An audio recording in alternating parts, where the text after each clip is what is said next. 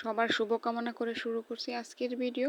তো যারা আমার ভিডিওটা দেখবেন সবার প্রতি একদম আন্তরিকভাবে রিকোয়েস্ট, একটু ক্লিক করে প্লিজ চ্যানেলটা সাবস্ক্রাইব করে দিবেন। আমি আর্থিকভাবে খুবই অসচ্ছল, প্লিজ আপনার একটা ক্লিক আমার অনেক উপকার হবে।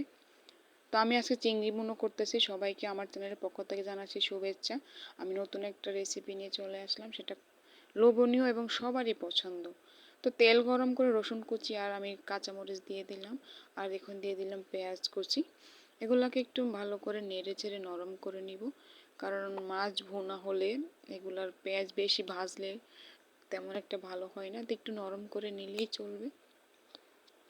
তো সবার প্রতি রিকোয়েস্ট, প্লিজ একটু ক্লিক করে অবশ্যই সাবস্ক্রাইব করে দিবেন। আদা বাটা দিয়ে একটু নেড়ে চেড়ে ভালো করে মিশাতে হবে যাতে গন্ধটা না থাকে। স্বাদ মতো নুন দিতে হবে, জিরে বাটা দিয়ে দিতে হবে। আমি যেহেতু জিরেটা বেটে নিয়ে আসছি সেটা দিয়ে দিলাম।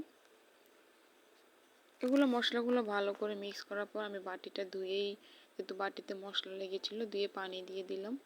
এবার হলুদ গুঁড়ো 1 চামচ, হলুদ গুঁড়ো 1 চামচ, লাল মরিচের গুঁড়ো এবং দিয়ে দিলাম 1 চামচ ধনিয়ার গুঁড়ো। এগুলোকে ভালো করে মশলাটা মিক্স করে কষিয়ে নিতে হবে যাতে কোনো মশলার গন্ধ না থাকে। যখন মশলা থেকে তেল উঠে আসবে তখন বুঝতে হবে যে আমার মশলাটা কষানো হয়ে গেছে। তো এই পর্যন্ত যখন মশলা আমার কষানো হয়ে গেছে, আমি চিংড়ি পরিষ্কার করে কেটে বেছে ধুয়ে নিয়ে আসছি, সেগুলো দিয়ে ভালো করে একটু কষিয়ে নিব যাতে টেস্টটা ভালো আসে। একদম সুন্দর সহজ একটা রান্না। এর সবচেয়ে সহজ রান্না হলো আমার কাছে মনে হয় যে চিংড়ি মাছ। তো এটা খুবই পছন্দের একটা ডিশ আমার, তো সেটাই আজকে শেয়ার করলাম। কষানো হয়ে গেছে, এবার আমি 1/2 কাপ পরিমাণ পানি দিব। বেশি একটা পানির প্রয়োজন হয় না চিংড়ি রান্না করতে। সবার আন্তরিকতা কামনা করছি। আমি আবারও বলি, আমি আর্থিকভাবে খুবই অসচ্ছল। আমার 2টা বাচ্চা রেখে বাহিরে এখন আর্নিং করা খুবই টাফ, কি মানে কোনোভাবেই সম্ভব না। তো এই পর্যায়ে ঝোলটা যেহেতু গ্রেভি হয়ে গেছে, ধনিয়া কুচি দিয়ে দিব।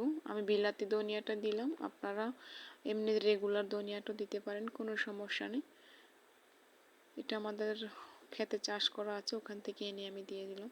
তো একটু নাড়াচাড়া দিয়ে আর মিনিট 2 রান্না করলে হয়ে যাবে চিংড়ি ভুনা।